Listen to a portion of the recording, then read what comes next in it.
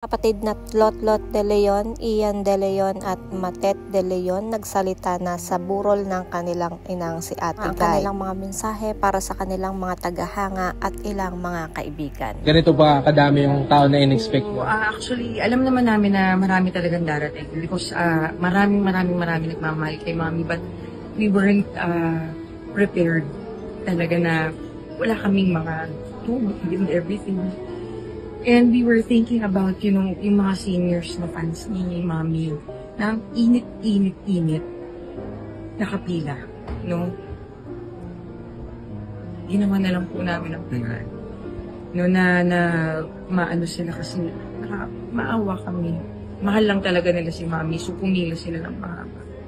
Yun nga po, yung iba namin nakausap from provinces pa, but sabi nila, kumbaga para sa kanila, wala yung yun distance, diba? Yung init para makapagod dito.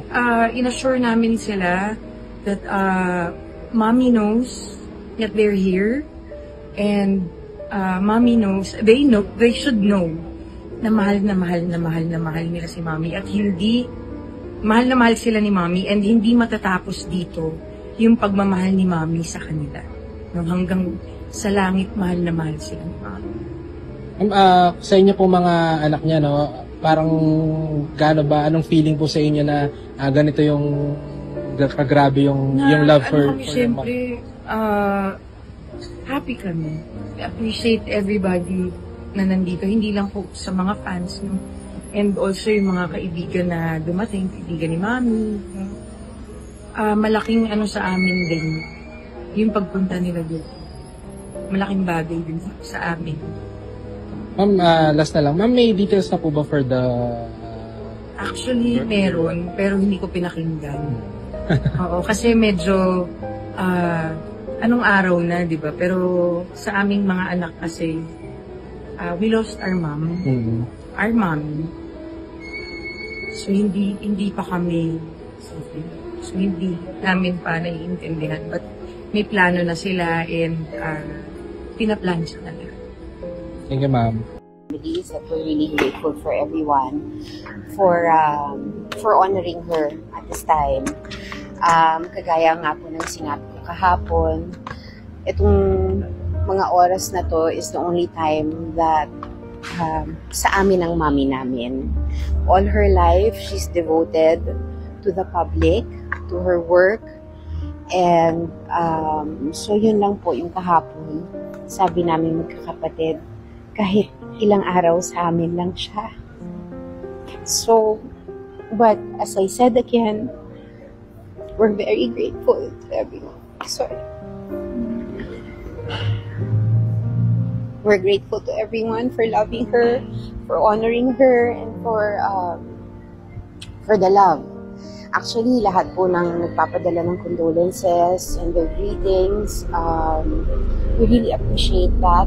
Sa kanila din po kami kumukuha ng lakas, kaming magkakapatid. I don't think there's anything much to say anymore. You know, she's our national artist.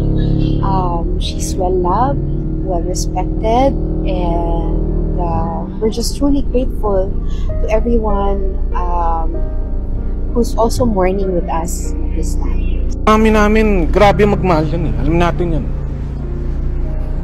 Grabe siya magbigay. Unahin niya mga ibang tao bago ang sarili niya. Hinayaan niyang maging inspirasyon sa karamihan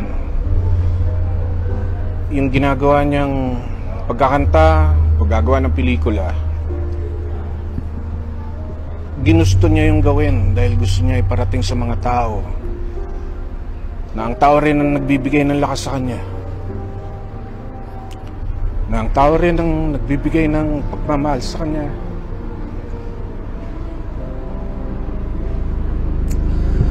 Kaya siya naging superstar. Kaya siya naging national artist. Dahil yon sa pagmamahal.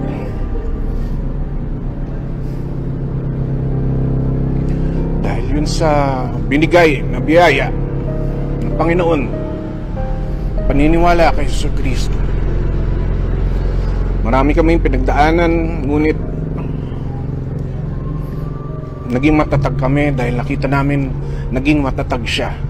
Hindi lang para sa sarili niya, kundi para sa amin. Kaya sa mga nagmamahal sa kanya, sumusuporta sa kanya, nagmamalasakit at nakakaintindi sa amin, maraming salamat po mula sa puso ko at sa mga kapatid ko, mga pamilya ko, asawa ko, mga anak ko, mga kaibigan naming totoo. Nakita namin yung buhay niya.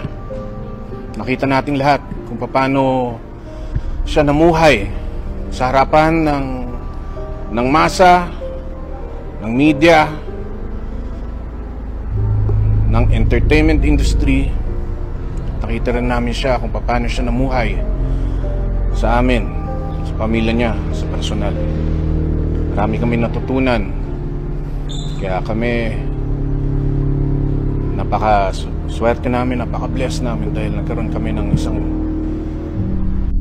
Nora Cabaltera bilang mayor, bilang ina.